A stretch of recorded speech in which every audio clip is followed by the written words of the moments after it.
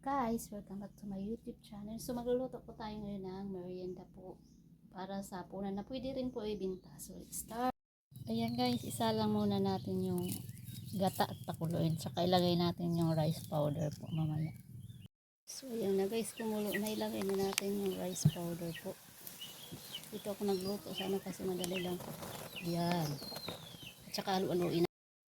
So ayan na guys, ganyan po siya pag nahalo-halo na po. So, yan na guys, nakaready na po yung ating rice powder na may gata po. So, gawin natin ay lagyan po natin ng asukal po unti-unti. Tsaka halo-haluin po natin. Yan po.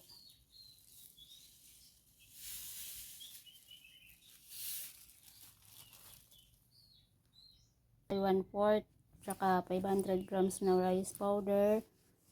At tsaka, inaluan ko po siya ng glutinous rice flour na 1/8 pong sukat, 4 nito kasukat po. So yan po, halo-haluin lang natin. Tsaka saka natin lagyan ng cocoa powder po. So ayan na guys, hinati ko po sa dalawa po yung aking nilutong rice flour na may gata po. Ayan pong isa, lagyan po natin ng cocoa powder po. Tsaka halo-haluin naman natin.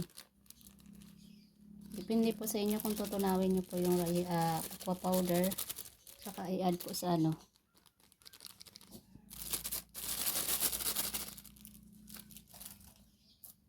ayan guys, halo-haluin lang natin ito. Yan po, saglit na haluin natin. So yan guys, tapos na po tayo maghalo-halo. Ang gagawin natin ay balutin po natin. Ito po meron po tayo dahon ng saging. Lagay po natin dito. Yan po, kuha lang po ako ng 1/8 cup. Sukatin ko po ito. Bali dalawa nito, tsaka 1/8 cup din po nito ng cocoa powder po. Yan po. Gumamit lang po ako ng plastic para hindi madumi sa kamay. Yan pa, ganyan po natin.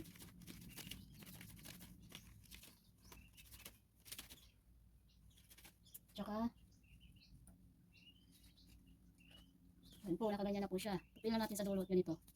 And then pagkatapos po ay talian po natin.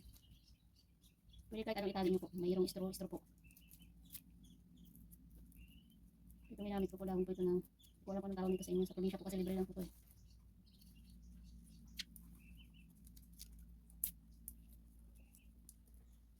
Yan po guys, ganito na po siya pag magawa. So, pag matapos po ito balot mamaya, ay lutuin natin or steam po natin ng mahigit 1 oras po. So, maaaring magawa ko nito ay nasa 30 pieces po. So, mamaya po pagkatapos ko balot ay lutuin po natin at saka po ipakita pag maluto na po. Guys, tapos na po yung pagbabalot po ng langgang. Hindi ko lang ang tawag sa inyo yan. So, lutuin po natin ng 1 oras po. Steam po natin sa steamer po. And then, saka po kainin. So, pwede po siya ibinta ng piso kung hindi po naubos. Pero, yung iba ay merienda po namin. Thank you po sa kanila ng aking video at saka guys, ito na aking langgang. Yung po langgang natin sabi ko saan. Ko alam sa ibabaw ng tawag po. So, yan po. Pwede po siya maibinta. Pwede siya merienda. Yan po.